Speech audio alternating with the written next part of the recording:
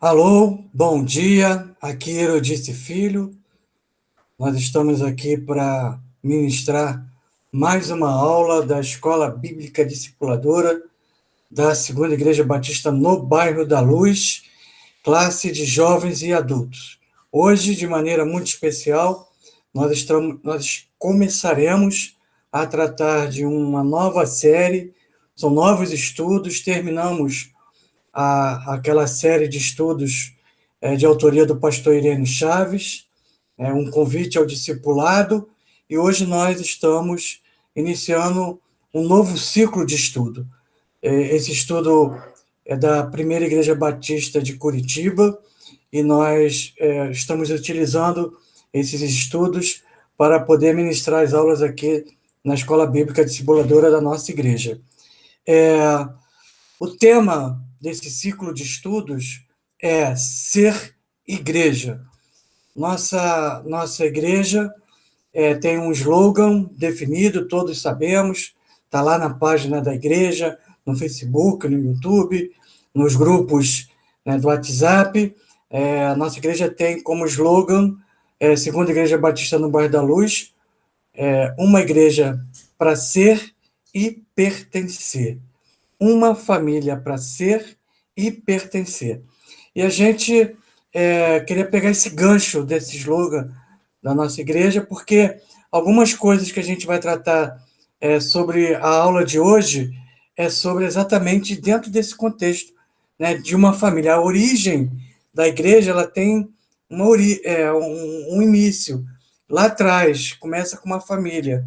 E a gente vai tratar desse assunto ao longo da aula.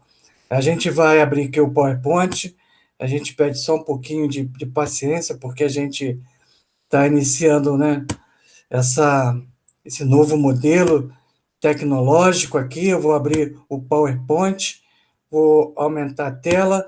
Está aí, ser igreja. Então, a gente vai começar a tratar hoje sobre esse tema, ser igreja. Você sabe o que é ser igreja? Então, vamos conversar um pouquinho sobre isso, voltar lá atrás, as origens da igreja, daquilo que a Bíblia traz, tanto no Antigo Testamento quanto no Novo Testamento. E a primeira aula é sobre as bases bíblicas da igreja.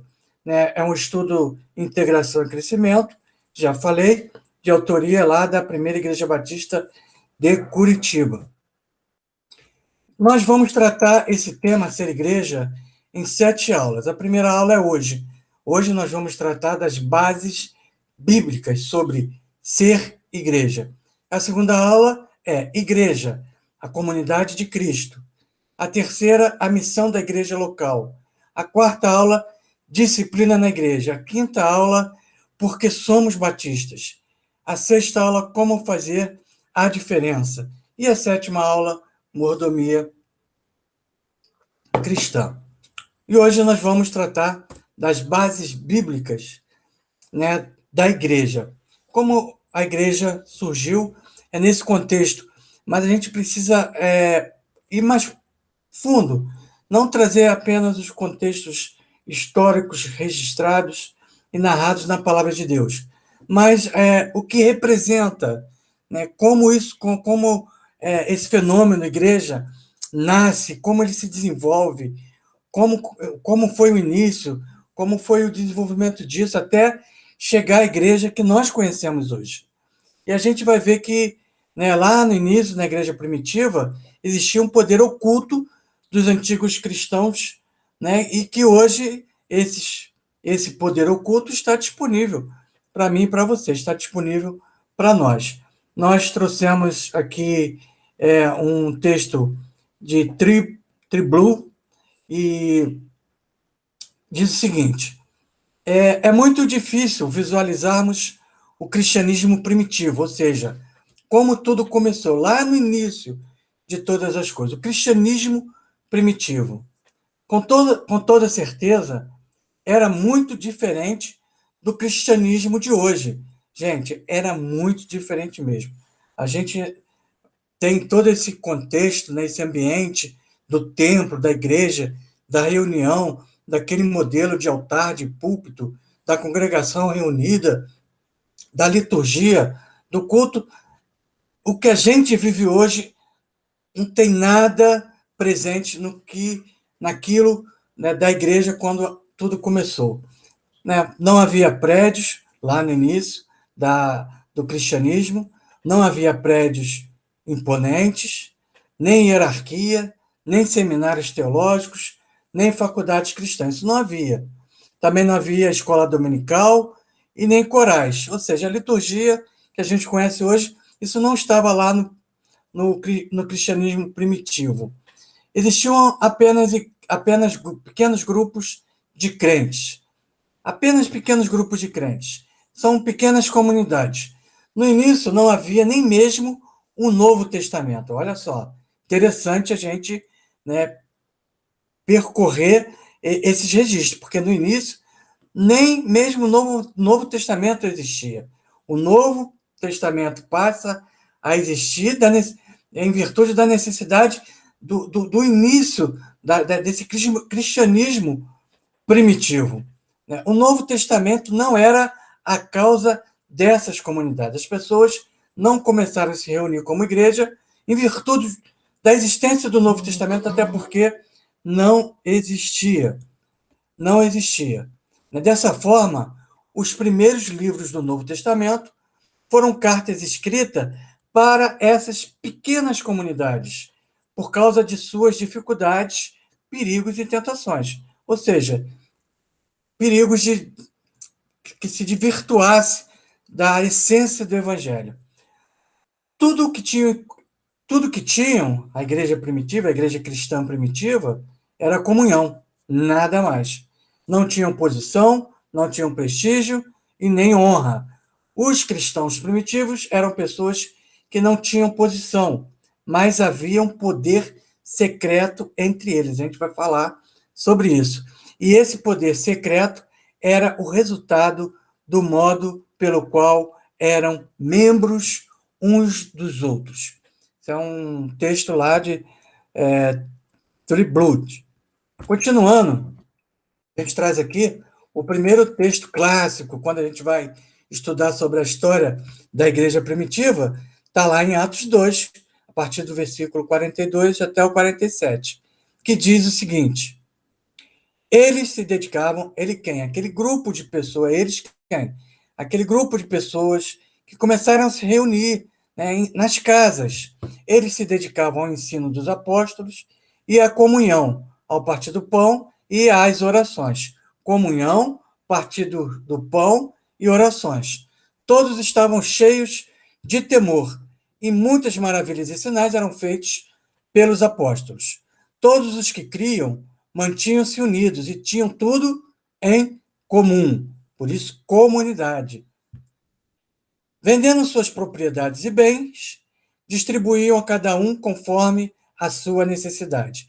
Todos os dias continuavam a reunir-se no pátio do templo, partiam o pão em suas casas e juntos participavam das refeições, com alegria e sinceridade de coração, louvando a Deus e tendo a simpatia de todo o povo. E o Senhor lhes acrescentava todos os dias os que iam sendo salvos. Você pega o capítulo 2 do livro de Atos e você vai ver essa característica da igreja. Você vai ver aqui, ó, comunhão. Esse é o poder secreto. É a comunhão, é o partir do pão, as orações, era tudo que tinham em comum, era a questão de que ninguém passava necessidade. Esse era o poder oculto, essa comunhão, essa congregação que se reunia e que representava os cristãos primitivos. Continuando sobre as bases bíblicas da igreja, a comunhão dos primeiros cristãos era fundamentada no ensino dos apóstolos, em um tipo de comunhão em que todos eram membros uns dos outros. Havia um compartilhar de tudo que tinham, e principalmente uma dedicação comunitária à oração. Então a gente começa a desvendar esse segredo oculto, esse poder contido nesse segredo oculto, na questão da disseminação do evangelho e do surgimento das comunidades cristãs primitivas. Está aí, ó, ensino, comunhão, compartilhamento e oração.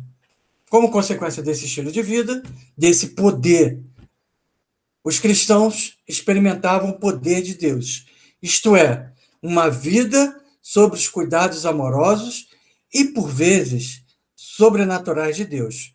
É assim que deve acontecer conosco atualmente. Ser parte uns dos outros.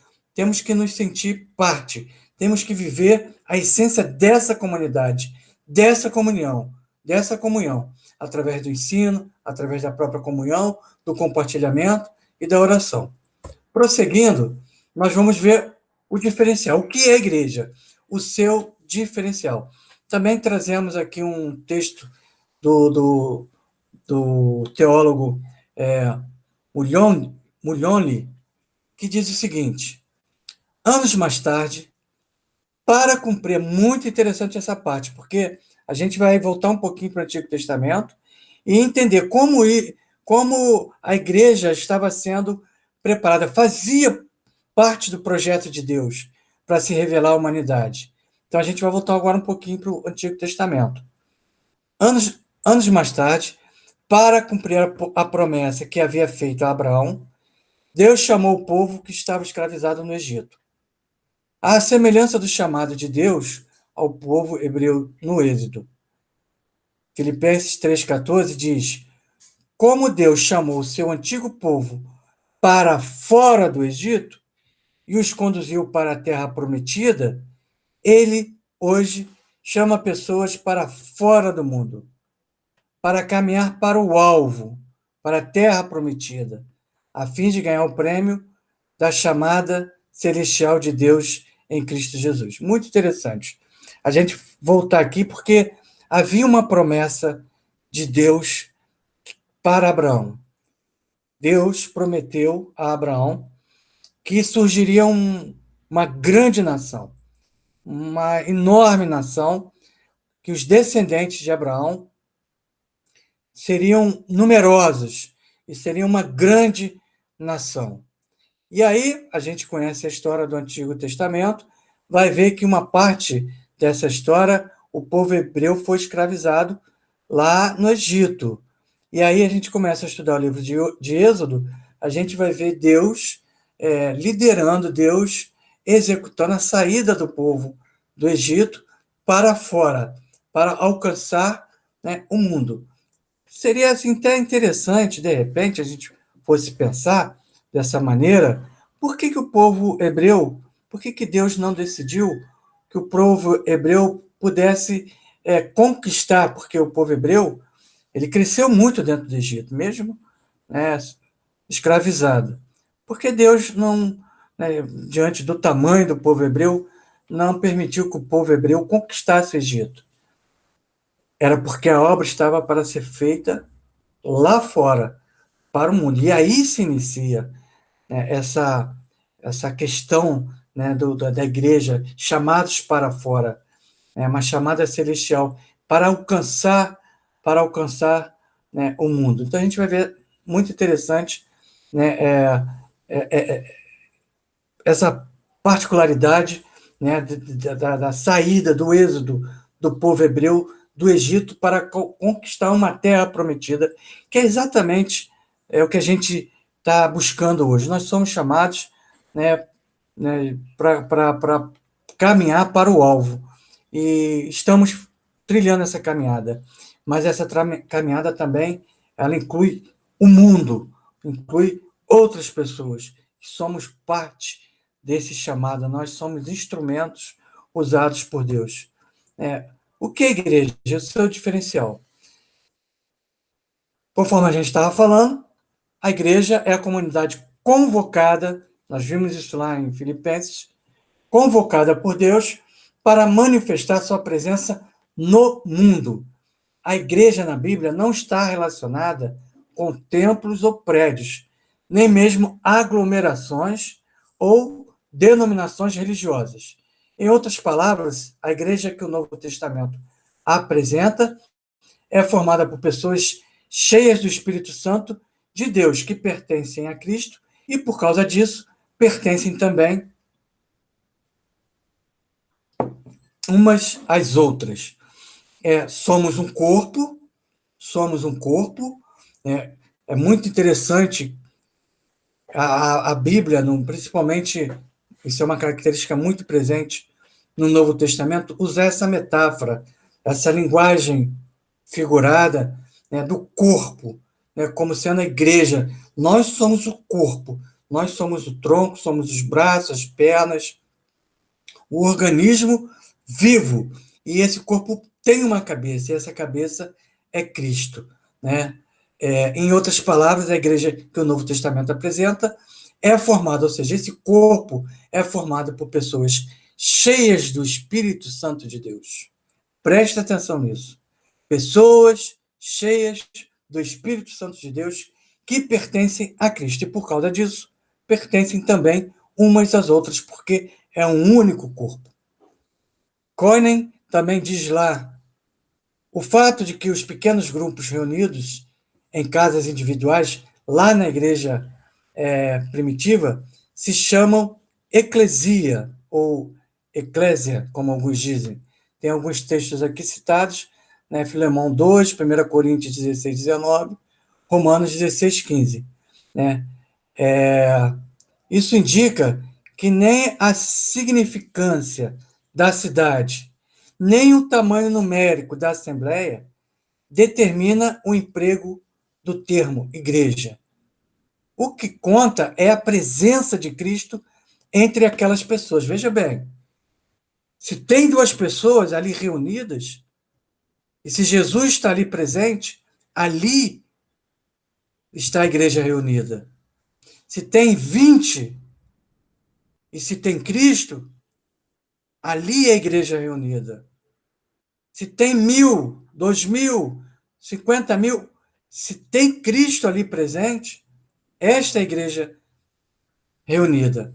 O que conta é a presença de Cristo entre aquelas pessoas, inclusive entre duas pessoas, e a fé que ele alimenta nelas. Quando possível, havia várias igrejas, casas no mesmo lugar, porque várias pessoas, várias igrejas, umas pertencendo a outras. Etimologia. Etimologia é origem, de onde vem a palavra igreja. O termo igreja, ela vem no Novo Testamento. No Antigo Testamento, a palavra era desconhecida. Contudo, apesar de não conter claramente a palavra igreja, o seu conceito está presente no Primeiro Testamento. O Primeiro Testamento, vocês sabem, é o Antigo Testamento. O Segundo Testamento é o Novo Testamento. Então, contudo, apesar de não conter claramente a palavra igreja, o seu conceito está presente no Primeiro Testamento da Bíblia, ainda que não plenamente desenvolvido. A palavra para salientar o conceito de assembleia, lá entre os hebreus, no hebraico, é kaal, o kahal. A palavra kaal vem do hebraico bíblico e identifica as assembleias solenes dos hebreus. A Kaal dos israelitas, lá no Antigo Testamento, já evidenciava a Assembleia do povo de Deus, porque era o povo hebreu, o povo escolhido por Deus, já evidenciava a Assembleia do povo de Deus, prefigurando o povo do Senhor que viria no Novo Testamento. Então, é um preparo. Ali a gente vai ver não a palavra igreja, mas essa assembleia, a reunião dos israelitas, dos hebreus, ali já se evidenciava um preparo a fim de que nós pudéssemos estar entendendo o significado espiritual da existência da igreja. Deus criou o homem. Logo depois, a mulher, e ali surgiu a primeira família. Deus escolheu se revelar à humanidade através da família. Junto nessa perspectiva da família, Deus escolhe um povo, através de Abraão. Deus escolhe um povo. São várias famílias, vários clãs reunidos que formam que formam uma nação. No início, as 12 tribos. As 12 tribos. E, já chegando no Novo Testamento, já com um povo estabelecido, um povo escolhido, Deus nos apresenta, através de Cristo Jesus, a igreja que nós começamos a conhecer. Continuando, o Novo Testamento usa o termo eclesia, em grego. O Novo Testamento foi escrito no grego, que significa literalmente chamado para fora de. Por isso o povo hebreu sai do Egito para fora. Por isso o significado de eclesia, igreja, no grego significa chamado para fora de. Primeiro, no sentido popular comum, às instituições do tempo do Novo Testamento. O termo eclesia designa as assembleias populares e públicas, com a finalidade de deliberar algum assunto comum a uma cidade. Os textos com essas conotações são Atos 7:38, Atos 19:32, 39, 40 e Hebreus 2:12 e também Efésios 2:19 ao 22, que nós vamos ler agora. Portanto, vocês já não são mais estrangeiros nem forasteiros, mas concidadãos dos santos e membros da família de Deus. Família, nação, igreja. Membros da família de Deus, edificados sobre o fundamento dos apóstolos e dos profetas, tendo Jesus Cristo como pedra angular, ou seja, a presença de Cristo nesse ambiente, no qual todo o edifício é ajustado e cresce, chamados para fora, para crescer, para tornar-se um santuário santo no Senhor. Nele vocês também estão juntamente edificados para se tornarem morada de Deus por seu Espírito. Por que existe igreja? Para que ela serve. A igreja existe porque Deus quer reconciliar consigo um mundo rebelde e sujeito à morte em suas várias dimensões, seja essas dimensões física, espiritual, social, existencial, cósmica, universal e eterna. E a gente vai ver aí, né? Deus quer se reconciliar com o mundo. Está aí uma das finalidades. Deus usa a igreja para se reconciliar com o mundo. E não tinha sentido a igreja viver para dentro. Ela tinha que viver para fora, para alcançar o mundo. Eis aí, né, a finalidade. A igreja existe porque Deus nos ama e nos quer e quer nos restaurar para si. Por que existe igreja? Para que ele serve?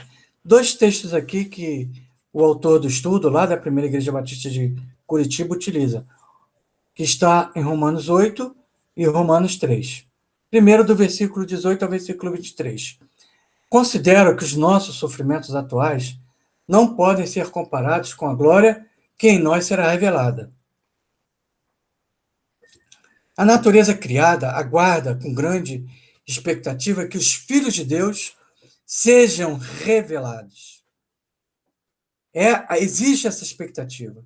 E a gente está inserido nesse contexto, pois ela foi submetida à futilidade, não pela sua própria escolha, mas por causa da vontade daquele que a sujeitou, na esperança de que a própria natureza criada será liberta da escravidão, da decadência em que se encontra para a gloriosa liberdade dos filhos de Deus. Sabemos que toda a natureza criada geme até agora como em dores de parto. E não é só isso. Nós mesmos, que temos os primeiros frutos do Espírito, gememos interiormente, esperando ansiosamente nossa adoção como filhos, a redenção do nosso corpo. Nós temos essa expectativa, assim como a natureza também tem. Romanos 3, versículo 23, pois todos pecaram e estão destituídos da glória de Deus. Somos todos pecadores. Então, Deus deseja se reconciliar, né? E nós somos chamados, não só apenas para dar início a essa restauração, essa reconciliação com Deus a partir de cada um de nós, mas também com o objetivo de sairmos para fora, para alcançar o mundo. A igreja existe para fora. Por que existe a igreja? Para que ela serve? Ou seja, quais são os objetivos de Deus em formar um povo para si? Viu lá? Família, Adão e Eva, povo, através de Abraão, e agora a igreja. Quais são os objetivos de Deus em formar um povo para si e reuni-los em torno do seu Filho Jesus? Isso se chama igreja. Como dissemos, o Senhor, Deus, quer restaurar pessoas. Começa por nós, inclusive nós. Ele fez isso proporcionando-nos um novo nascimento. Isso já aconteceu conosco. Deus, em Cristo, pela obra do Espírito Santo, forma em nós um novo homem, que a Bíblia reconhece como nova criação. O tempo é chegado, está lá em Marcos, capítulo 1, versículo 15. O tempo é chegado, dizia ele. O reino de Deus está próximo. Arrependam-se e creiam nas boas novas. E agora a gente vai falar um pouquinho sobre a igreja local, bem rapidamente, porque nós temos muitos outros assuntos para tratar, só estamos dando o pontapé inicial. No finalzinho desse estudo, a gente vai preparar, a gente vai dar umas dicas do que vai acontecer daqui para frente, tá bom? A vida na igreja local. Você sabe o que é igreja local?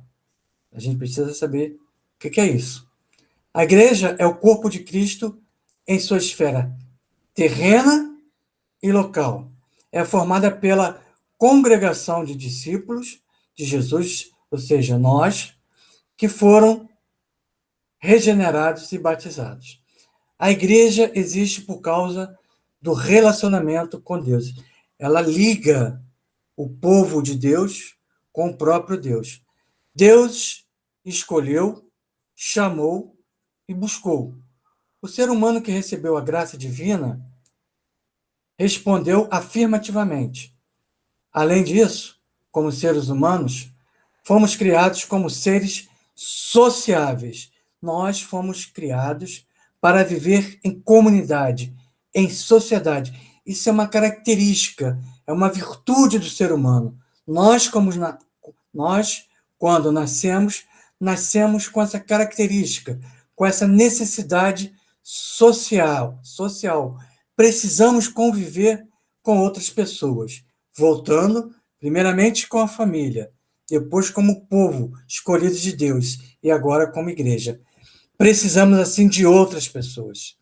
A igreja, em relação a Deus, pode ser descrita como universal, ou seja, ocupa o mundo todo. Isto é, a totalidade dos salvos. Isso inclui quem está aqui no Brasil, quem está na Europa, quem está no Oriente Médio, quem está na Ásia, em todos os lugares.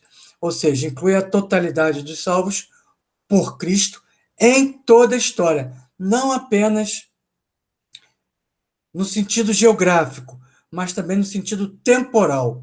A igreja é formada por esse contexto histórico, geográfico e temporal, ou seja, em toda a história. A igreja é isso tudo que a gente, né, já viu acontecer e que está acontecendo e que vai acontecer daqui a pouquinho com o futuro, se assim Deus permitir.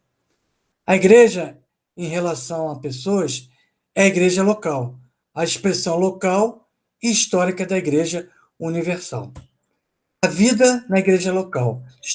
John Stott, diz que em Cristo, uma nova sociedade caracterizada pela vida em lugar da morte, pela união e reconciliação, em lugar da divisão e da alienação, pelos padrões sadios da justiça, em lugar da corrupção e da iniquidade, pelo amor e pela paz, em lugar do ódio e da contenda, e pelo conflito sem trégua com o mal, em lugar da convivência pacífica com ele.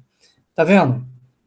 Essa sociedade que está fundada em Cristo, que está vivendo em Cristo, que tem a presença de Cristo, ela é caracterizada pela vida em lugar da morte, pela união e reconciliação em lugar da divisão e da alienação, pelos padrões sadios da justiça em lugar da corrupção e da iniquidade, pelo amor e pela paz em lugar do ódio e da contenda, e pelo conflito sem trégua com o mal em lugar da convivência pacífica com ele.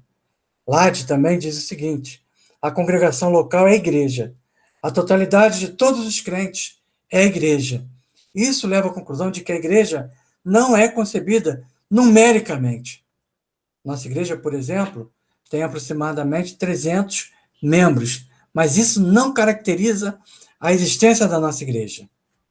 Então, ela não é concebida numericamente, mas organicamente. O corpo liderado pela cabeça, que é Cristo Jesus. A Igreja Universal, ou seja, que compõe a história, que compõe o tempo, que compõe a geografia, a Igreja Universal não é tida como a totalidade de todas as igrejas locais. Pelo contrário, cada comunidade, embora pequena, representa a comunidade total, ou seja, a igreja. Então a gente está começando a encerrar aqui e a gente começa a preparar aqui os próximos estudos. Isso aqui é ao vivo, tem alguns probleminhas, não reparem nisso, tá ok? A gente tenta terminar a aula dentro do horário específico, é entre 30 e 40 minutos, por isso a gente corre um pouquinho. Mas aqui a gente começa a preparar as próximas aulas. A gente vai ver nas próximas aulas tudo que a gente vai falar nesses dois próximos slides, né, de forma bem sistematizada. Né? Próxima aula, a aula 2, é a igreja, a comunidade de Cristo. E a gente vai começar a ver os atributos da igreja local e universal através da unidade, da santidade e da universalidade. Também vamos ver a dinâmica da vida da igreja local, que é a unidade, a diversidade, a mutualidade, o testemunho, o fazer discípulos. Nós lemos lá, né, os conceitos de discipulado, né, o convite ao discipulado na série de estudos da EBD que terminamos no domingo passado. A questão também da dinâmica de anunciar todo o evangelho, de pregar e ensinar a Bíblia, de curar os enfermos e libertar os cativos pelo inimigo. E a gente vai ver isso nas próximas aulas. Então, grave aí os atributos da igreja, local e universal, com relação à unidade, corpo e a cabeça, corpo que somos nós, a igreja, com a cabeça que é Cristo, formando uma unidade, por ter a cabeça de Cristo, por ser Cristo a cabeça, tem a santidade, e a universalidade, porque alcança a história, alcança todo o tempo e alcança a geografia, ou seja, todos os lugares. E a partir daí, a gente vai, né, sistematizar todos esses assuntos nas próximas aulas. Nós falamos aqui bem rápido, é uma introdução que a gente vai estudar, né, sobre ser igreja. Vou voltar aos slides aqui, bem rápido. Isso aqui é ao vivo, mas queria trazer a primeira página aqui. Ser igreja. A aula hoje foi Bases Bíblicas da Igreja. Trouxemos alguns textos bíblicos. Estamos terminando a nossa aula, mas você pode depois rever essa aula, anotar os textos bíblicos, ir na Palavra de Deus, abrir a sua Bíblia e conferir texto por texto, porque é muito interessante você estar bem situado nessa sistemática que se chama igreja. O que é ser igreja? A gente viu hoje, fazendo um pequeno resumo do que a gente estudou, né, sobre as bases bíblicas da igreja, a gente voltou um pouquinho no Antigo Testamento, até chegar à igreja primitiva do Novo Testamento. Deus usando uma família, Adão e Eva, em primeiro lugar, Deus usando o povo, escolhendo Abraão, a descendência de Abraão, para o surgimento de uma nação escolhida por Deus, uma nação santa, por uma nação que foi chamada para se relacionar com Deus e assim também alcançar um mundo para que o mundo também possa se relacionar, possa também obter a restauração, a reconciliação com Deus através de Cristo Jesus. E aí a gente vai ver também, né, já no Novo Testamento, a questão do surgimento da igreja primitiva. A gente viu que a igreja primitiva não tem nada a ver com esse sistema que a gente conhece hoje, com essa liturgia, com essa instituição. A igreja é uma instituição? Mas ela também é um organismo. E é sobre esse organismo, e não sobre essa instituição.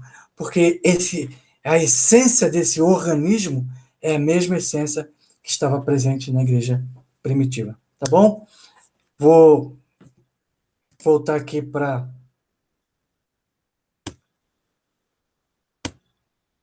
a aula aqui, para a tela, para a gente encerrar a nossa aula de hoje. Que Deus te abençoe.